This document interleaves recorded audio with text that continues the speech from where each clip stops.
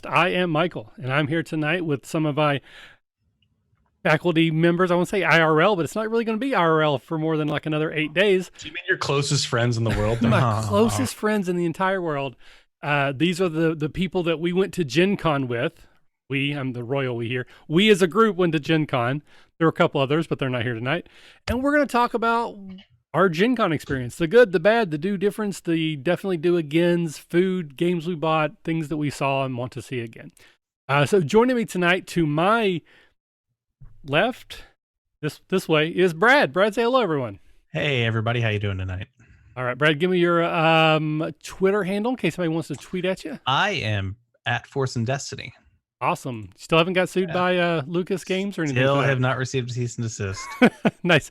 And then below him on the screen, not in life, Michael. Oh. Hey, how's it going? I'm Verjaeger1 at the tweeters. It's VERJAEGER, but you can't fight me because I'm a Kender and I'm stealing your stuff. So good luck trying to remember all that words. Excellent. And then to his immediate stage right is Jared.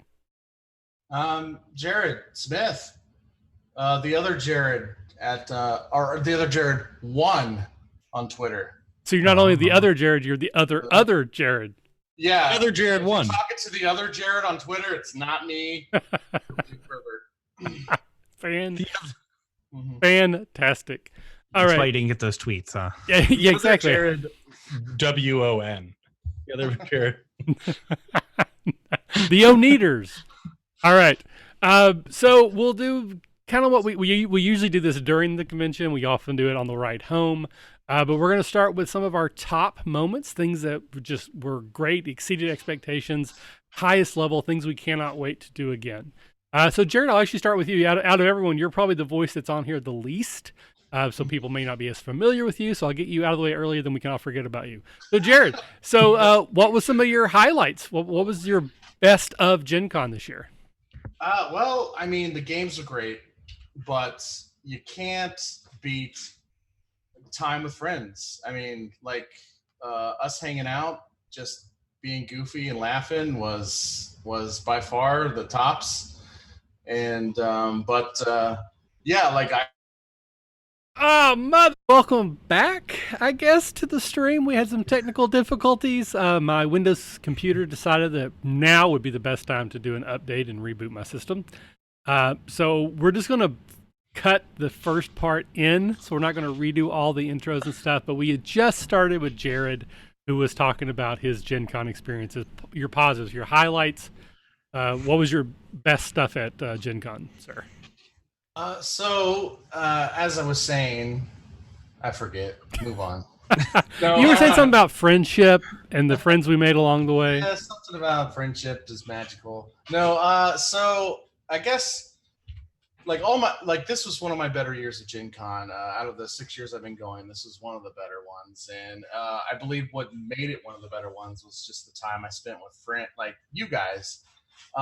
Just hanging out. I feel like we had more time to hang out than we did in previous years. And my games were great. They were fantastic. But we were saying before it cut out, the 12-person mind game was pretty crazy. It was pretty fun. And I mean, it was a disaster, but it was also fun. And so the highlights for me would be the block party. That's always fun, but also hanging out with you guys and playing games with you guys and just making jokes in the hotel room when we're freaking tired and, slap happy and just making jokes and hanging out. So, yeah. So are there any particular events that you went to that you would want to highlight? Maybe just what was your best event? Yeah. Well, I don't know if we don't want to do name drops, but there was a couple of games that I was in that really were the highlight. There was one game that I was in that was very slow, and it kind of had me a little bit discouraged, I should say. But then, these games really picked me up and made me, realize that, Gen Con, it's a place where everybody here is passionate about role playing, and we're all here to have fun and goof around, and there was a couple of games that did that for me. I don't know if we Yeah, want to name drop or not. as long as we're talking positives, we can name drop. When we get the negatives, we will gloss over them at a high level. Okay, well, I don't want to say his name because I don't want people to take like slots away from me. But Cameron Hayes is a fantastic GM. His game, we played as supernatural cowboys taking over we're doing a train heist, which was a great game. It was a great group. It was a lot of fun. Definitely one of the highlights. And then we did a futuristic Cthulhu game with Ash DeVillain, who was also, this is her first Gen Con as a GM, and she did a fantastic job. It was really great. But definitely the two games that were the highlight of my Gen Con. Excellent.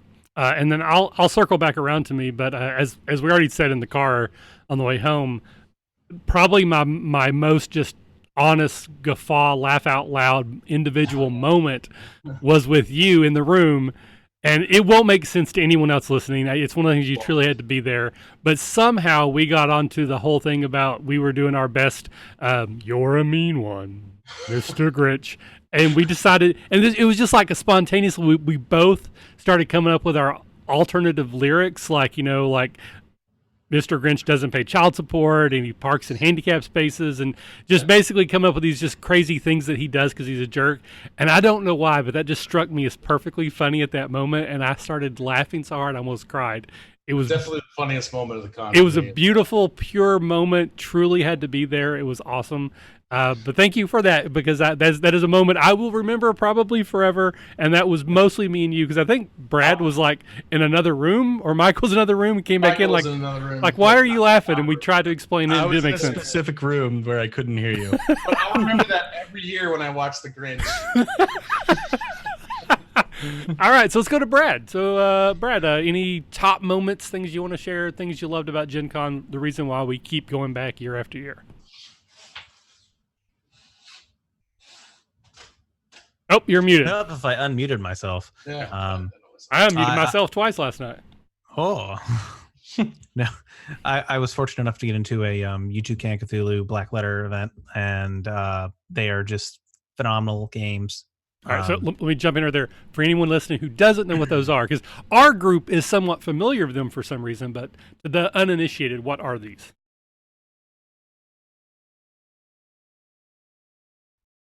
I'm wondering what I'm missing the hand gestures. Don't worry about him. You're muted. Yeah, he's muted too. I should be muted. They are too. Yeah, that's what I said. No, I'm just messing around. Go. Oh, okay. All right. Brad's completely distracted by hand movement. What are they? They are I don't know. It's a 6-person table where you play a Cthulhu game. They're very high role playing, low mechanics events. The GMs, there'll often be 2 GMs for the game. They have props. It's set in a private conference room away from the convention center, generally at one of the hotels. And the GMs and the storytelling and generally the caliber of players that go to it is just phenomenal. Well, and to speak on that, the Black Letter part is you have to get invited to these games. You get those by playing in other regular ticketed events, and at each one, the group votes on who they think role played the best or was the best in whatever rubrics they want to use, and you were given a black letter that said you were one of the best role players, which is what was your ticket to this game. So basically it's like all the best role players are now put into one game. Right. Yes. Yes, I was there. Brad played a brilliant fire and brimstone preacher. It was a sight. Unless they give their ticket away to somebody else. Yeah. Yeah. Unfortunately, Brad could not attend. No, I was not able to attend the Black Letter event due to work obligations that popped up. But oh well, maybe next time. Maybe yeah, next so time. he quit and went anyways. Yeah. You're right. I'm now unemployed. You can, yeah, I accept Twitter, PayPal donations, Venmo, any of those sort of things. GoFundMe. So, GoFundMe, yes. Yeah, but U2 King Cthulhu is the group that heads those up there. Just if you sign up for any of their events. You're gonna have a good time. Pretty much. But good luck because they sell out really quick. Mm-hmm. All right. So anything else? Anything else? High level, great experience this year. I actually had surprisingly good luck genericing into all of the new Pathfinder 2 events. It involved, had to sit in a line for an hour while, waiting to get cycled through, but it was a good time. I definitely enjoyed it. And spoilers or looking ahead, foreshadowing, you had some bad luck genericing into some games as well. We will get to that. All right, Michael. Yes. Things I enjoyed. So my number one is us getting together in the evening after like a day of like playing and being other people. This group right here, and we say like it totally doesn't make sense because we get to play with each other all the time in games, but we don't actually get to play. We're always working or doing stuff for the show, so it's nice to unwind. No cameras, no microphones, and just have fun. We played several games back to back. We played the mind game with like way too many people, and it was a cluster bloop, and it was a great cluster bloop. And we did the choose your own adventure game, which is always good. It's always fun. We get to read. It's probably Michael's going to pull it out right now. So that's my number one. Pardon me while I whip this out. Harden him while he shows war with the evil Power Master. Evil EPM or EPM, yes. Evil powers. Yeah, EPM, Evil Power Masters, which is some combination of Ming and Megamind. But so that's number one, is getting to play with you guys. Number two was what I did for this year, which was I didn't sign up for a single game myself. Every game I played in was a game that somebody invited me to, or they were excited about, or I just like generic into or got into, and that like was even one less stressor than last year. And it was nice to really be surprised by all of the games. So that was a big piece, big excitement. And then number three was using the scooters in downtown Minneapolis. Oh wait, you actually use a scooter? Yeah. I was using them to just drive like 2 blocks. I could totally. It was actually slower to use. But I was like, I just want something with a motor in it. So that was a blast. Yeah, we did have fun driving around Indy with those. Yeah, Brad and me racing. Yeah, nice. All right, so overall, still had a good time. Again, like a bad GenCon experience is like your worst flavor of ice cream. It's still ice cream. Yeah. But this was probably my worst GenCon yet. I will get into some of those specific reasons, but there were still some highlights. Obviously, I already mentioned the little moment that Jared and I shared for some reason talking about Mr. Grinch. I also really enjoyed our War with Evil Power Master game. I enjoyed playing the Mind with 10 people, which was awful, but in the best possible way. And I say this every year that I'm surprised, but it's true once again. Probably my highlights are the events that I ran. The panel that I do for running D&D, that I did again this year with Victoria and Shane, was again a highlight. Absolutely went great. It was well attended. People laughed at all my jokes, which is all I really care about. I don't care if they learn anything. I just love the fact that when I say a thing, I get a joke, I get a laugh. So it makes me feel good. It starts off my Gen Con strong. We got to have a Scooby-Doo Dread game. This was an adventure, which again ties into, I'll get into in a little bit, but I got all the way over to the JW, sorry, and I'm waiting for my game to start, and like no one shows up. And this, again, I'll be honest, this is kind of weird. My Scooby-Doo Dread game sells out fast every year. I only run it one time. It's kind of like a thing people are looking forward to.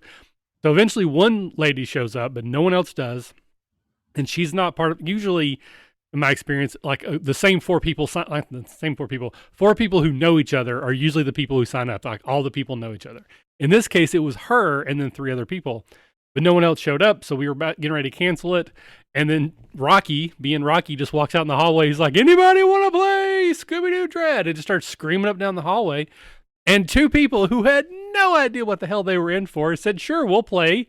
They didn't really know Scooby-Doo that well. They had never played Dread before. They had no idea who the RPG Academy was. And then the lady who did show up called one of her friends and was like, hey, I need one more or we can't play. Please come over. So she got somebody to come over. We had Scooby-Doo Dread, and it was great. It was is a fabulous game. Everyone had so much fun, and it was great. So I'm super glad that Rocky could intimidate people into getting into your game.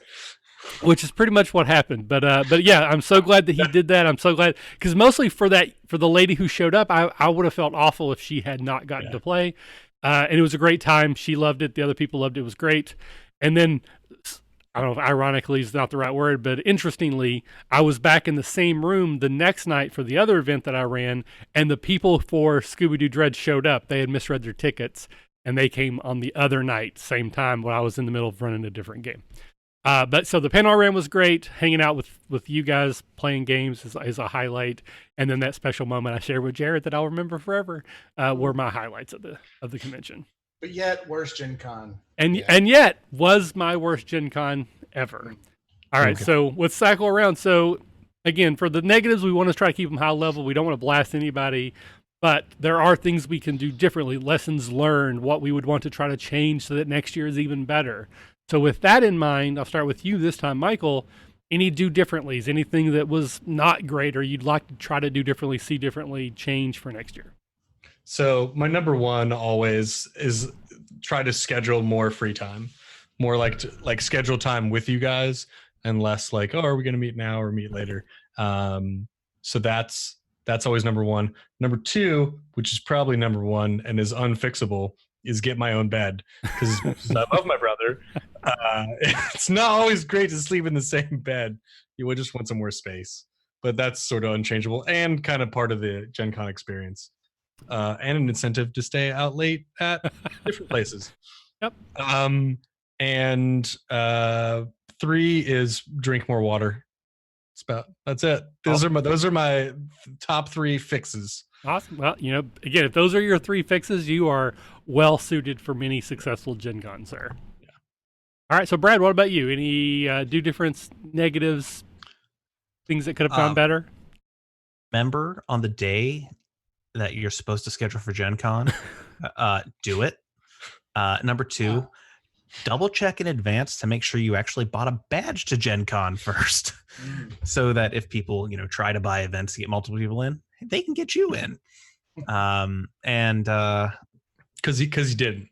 No, I had totally intended to, and I got super busy for work, and just forgot to buy a ticket until like the day after registration when Michael says, "Hey, Brad, are you going to Gen Con this year?"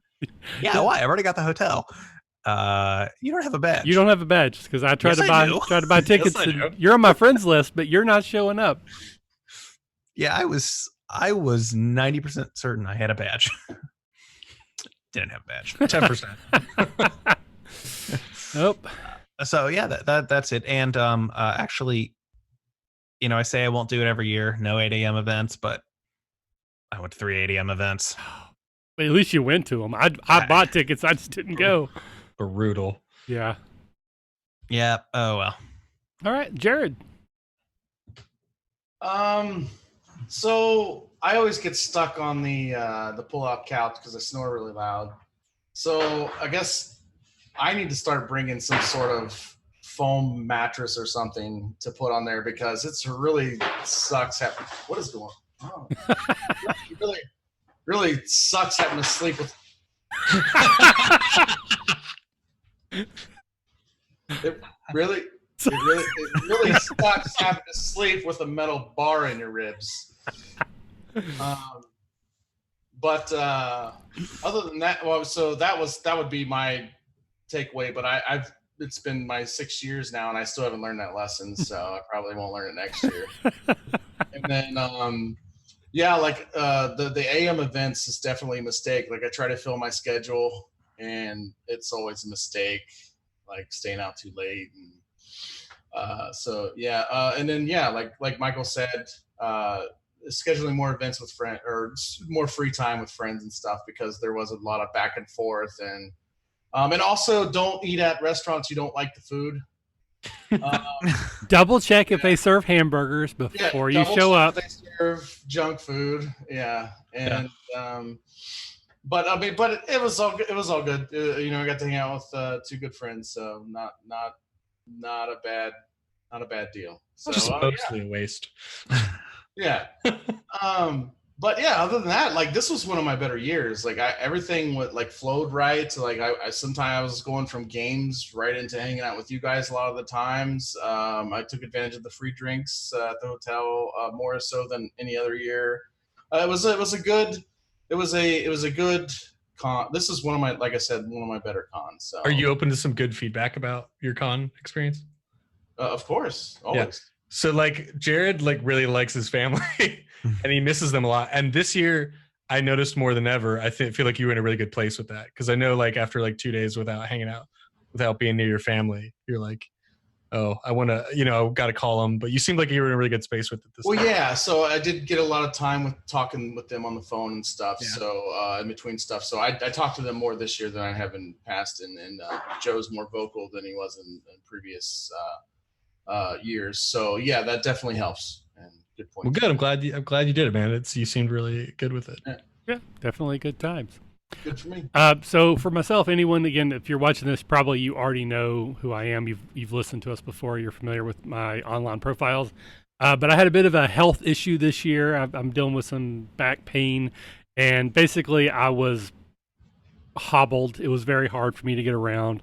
I brought crutches, and the Wednesday I tried to walk around with them, and it did not go very well. One, I've never used crutches before. I don't really know how. Two, I don't really need crutches the way you generally would use them. They're more for like just in case for me, in case I start to fall. So then I just sort of like half-assed used them anyways. And then it slowed me down so much that I was walking twice as much, which was kind of defeated the purpose. And it just was not going well. So on Thursday, I actually there's a bill. The DCC allows you to borrow or rent out wheelchairs. So I didn't take my crutches on Thursday. I said DCC. That's where we're at in the Catacon, the event in Indiana Convention Center.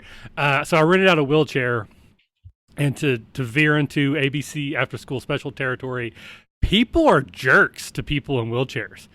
It was not a great experience. Like there were a few people who were very kind and would try to assist me, but for the most part, I seemed to be in everyone's way.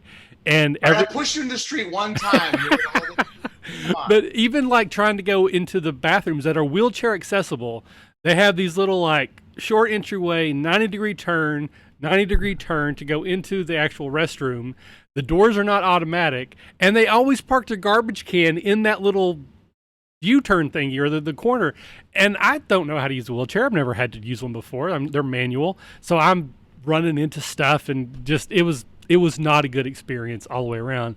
So I almost came home Friday. Like I got up Friday and it was like 50-50 that I was just going to say F it and go home and then come back Sunday and pick you up because you rode with me.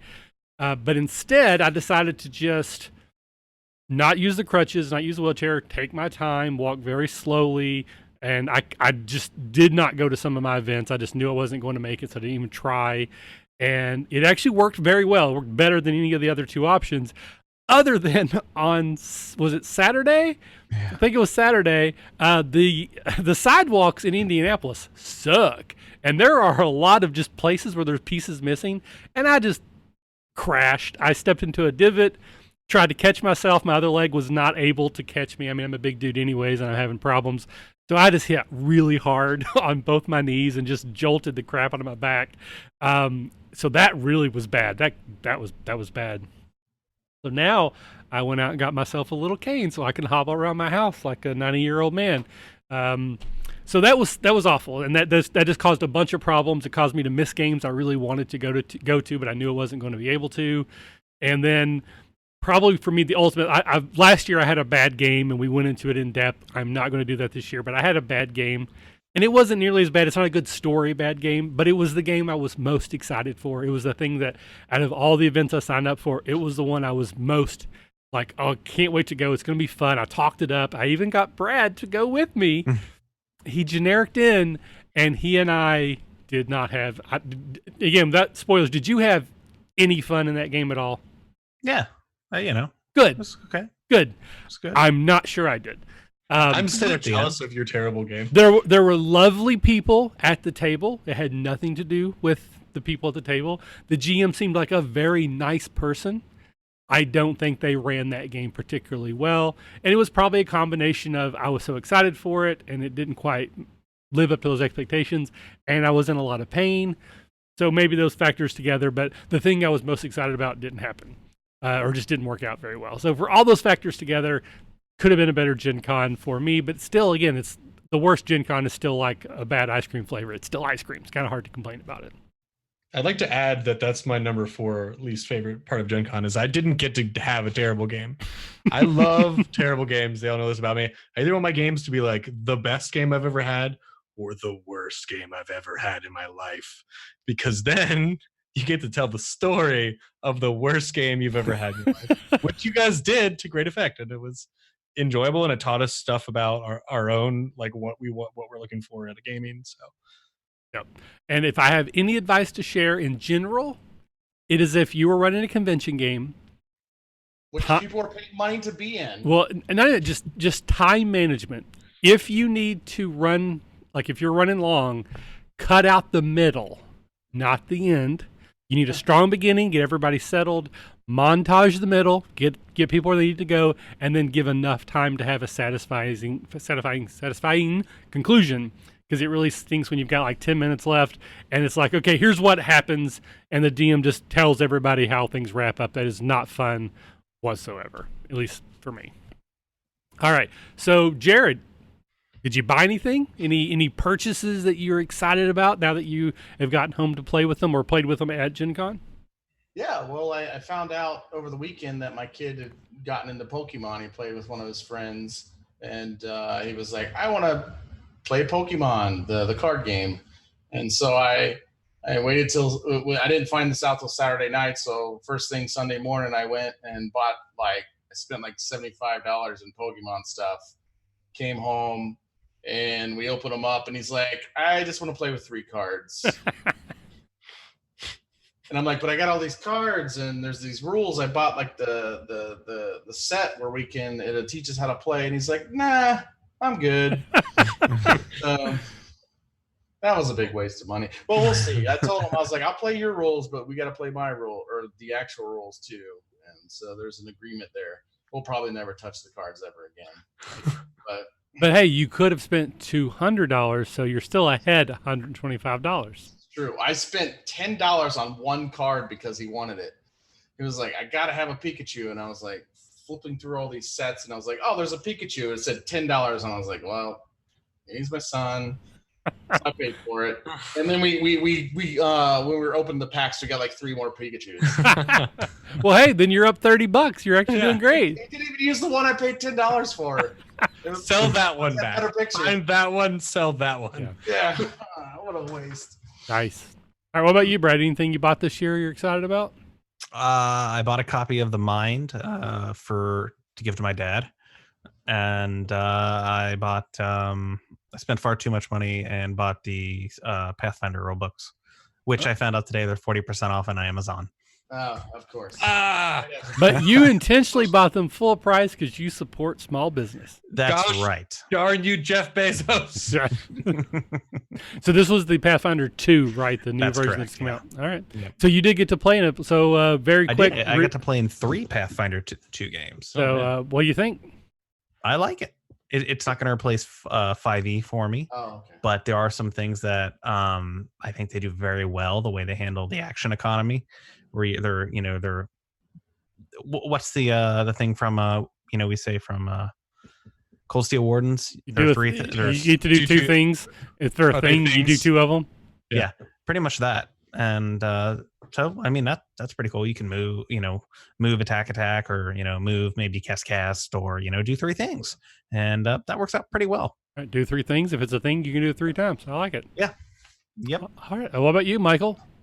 I bought presents for family. I bought some like puzzle stuff and some building stuff for my sister because she always likes that. I always get her some Legos. I bought some NFL nerd stuff for my nephew. Yeah, because he's like such a good balance of like geek and jock, and that's good. He's 10. He loves playing football, but he also loves watching animal shows. So I got him some football stuff that he likes, and I got a couple of presents for other people. But I'm such a minimalist, and everybody that I know has games. I didn't buy them, but Mr. Michael Ross, did you make any purchases? Maybe any last minute purchases? Yes, I did. I always buy stuff at Gen Con. It's just part of my. I understand going there. I'm going to spend money on games, and I can say that my last day purchase, there was a big part of it that was, this hasn't been a great convention, but by gosh, I can buy this thing that I really want, even though I shouldn't buy it, and that will make me happy. So definitely, someone should take my credit card away from me. But I was able to buy the newest expansion for the Marvel Legendary. Is, again, if you follow me, you know I love this game. So this is the newest edition called Revelations, and it's a big focus on Scarlet Witch, Quicksilver, and War Machine. There's also a couple other people I've never heard of before, and Ming the Merciless is kind of the main bad guy, but there's a few others. But the set looks really cool. The Legendary, the way they've done it in the past, there's been like one big box expansion and then 3 small box expansions. This year, they've changed that, and there's going to be like 3 mid-size box expansions. So usually it was like 300 cards, 100, 100, 100. Now there's going to be 3 200 cards or somewhere in there. But these cards actually look cool. I went through them, checked them out. I like the powers. I like the abilities. So I'm excited to get this to the table. But unfortunately, my Marvel game is all packed up because I'm getting ready to move. So this is still in the box. I haven't even had a chance to sleeve it yet, and it's been like, did you sleeve it? It's been like more than 10 hours, and I haven't sleeved it. I'm starting to have it's like having issues and withdrawal, and starting to get all twitchy inside. I also bought the DC Dick Builder Rebirth box set. So this has been like one of the back and forth on this the show over time. Is I like Marvel Legendary better of the 2 games. Mostly because it's a co-op game, and I prefer co-op games. But I really like the DC Deck Builder game. It's a lot of fun, and there's elements of it I like better, mostly being that I can be playing DC Deck Builder in like 10 minutes, and I can put up DC Deck Builder in like 5, where Marvel Legendary, it's like a 45-minute setup and like a 50-minute takedown, but it's not co-op. But they have come out with Rebirth, which adds co-op rules, so now I can play DC Deck Builder co-op, or more importantly for me, I can play it by myself. So I don't need someone to play against. So they added some new elements. There's now locations, and you lay out the cards in a big circle rather than having a line of where you buy your cards from. They're split into 5 groups, and in between the groups there are locations, and there are villains who are trying to get to these locations. And when they get to those locations, bad things happen. So part of the strategy is to maneuver your person in the way, because you can keep them from getting where they're wanting to go. You can pull them back. So then it becomes a strategy of, do I buy a card or do I stop the villain? When do I do one? When do I do the other? And obviously, if you have more than one person playing, it's 1 to 4 co-op. You can work together and try to beat all the supervillains before they destroy all the locations. Haven't got to play it yet, but it looks cool. I'm excited to get to it, and I will give it a review when I do. And as we've already mentioned, this was a no-brainer. I was super excited to get this. We bought the first of this one last year, and that was one of our highlights, was playing this as a giant group. And we did the same thing this year. Didn't have quite as big of a group, but it was still a lot of fun, and we actually beat it. But there are a lot of other options. Yep. Like, again, that's the choose your own adventure. We took a specific path. We got to the end, and through the power, some might say, of love, understanding, and pillow fighting. There were pillows involved. Pillow fighting. Compliments and pillows win the world. Absolutely. The universe. But I literally cannot recommend this highly enough. This has been one of my favorite purchases, this version, last 2 years. We play it as a party game. I don't know that that's really the way it's supposed to be played, but it is. I mean, it really is, I guess. But we take turns reading the cards. We try to read them in funny voices. Yeah, with voices. This year we changed it a little bit. Rather than doing a different voice for every card, we just gave all the characters voices. So we kind of read it somewhat normal, but then we gave all the different characters that are named their own voice. And yeehaw! It was a lot of fun. P.S. If you play, Tara needs to have a very thick Southern accent. Yes, and then Channel Jesse from Toy Story. And then the Martian was Keanu Reeves. Yep. Oh. I bought these.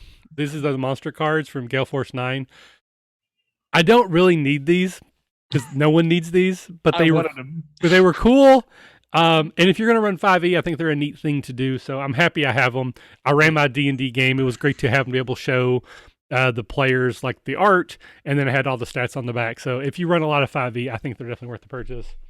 And then the last thing that I bought is I'm a big fan of RPG starter sets. I just think this is smart. I think more people should do them. It seems like more people are. I'm a huge Star Trek fan. I'm old enough that I watched the original series.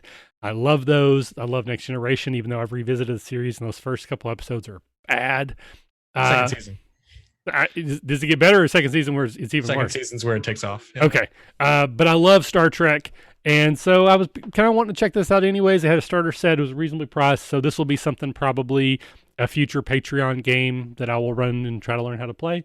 So I'm excited to break into that. And that's everything I bought until Sunday. And then Saturday night, Rocky showed this game that he had bought. And again, I've said many times, I love the movie The Thing. John Carpenter's The Thing. It's one of my all-time favorite movies. I just, like a couple days before GenCon, purchased it online and watched it again. It's such a good movie. I freaking love it. Well, apparently, a company made a game based off of the short story that the movie is based off of called Who Goes There? And look how big the box is. This is a big old box, and this is from Certifiable Studios. This was a Kickstarter game. It's now for retail. This is the deluxe edition that comes with all the expansions built in. The designers signed it for me. It's kind of hard to read, but they did that, and they threw in a couple extra goodies for me. But essentially, you're playing the movie The Thing, which is awesome. So it starts off fully cooperative. Everybody's on the same team. And the way the game works, which I actually do think is kind of interesting, there are 12 virus cards, one of which is an infection card. So at the start of the game, no one's infected. Certain things you do, like go outside, forces you to draw these cards. So the first time you draw one, now there's a 1 in 11 chance that you drew the virus card and you're infected. Probably you're not. But maybe halfway through the game, I've drawn 3, Michael's drawn 3, and Brad's drawn 2. Now there's more than a 50-50 shot that one of us has drawn it, and now one of us is infected and we're the thing. And there are ways that if I'm infected, I can infect other people. So you start off all on the same team, and you have to go outside because the way it works, you have to have food, you have to have fire, or you're going to die anyways. So the object of the game is that you want to get on the helicopter and escape. And if you're the thing, you want someone to get on the helicopter and escape and take you with them. So you get to play the whole game, and you don't really find out till the very end if the humans won or not. And the components are beautiful. They're well made. They're thick. They're colorful. The player boards are cool. I would definitely say that these elements are right on par with that Batman Gotham City game I've recently got into. High quality components. Very cool. So I'm very much excited to play this, though I will never get to play this except at a Catacon because this is nothing my family will play. My kids aren't old enough. My wife doesn't care. And you need at least 3 players. So this will go on my shelf until a Catacon. But I probably will put this on a Catacon as something I want to run because I want to play. This was the most expensive thing that I purchased. But I'm happy with it. It made me happy to buy things. I had retail therapy, and it helped make my Gen Con better. So on you. Way to take care of yourself. That's right. Self-care. Yeah. Self-care. Absolutely. Compassion. Take a drink. All right. So overall, it wasn't bad. Again, wasn't my favorite, but it still wasn't a bad time. Would you do it again?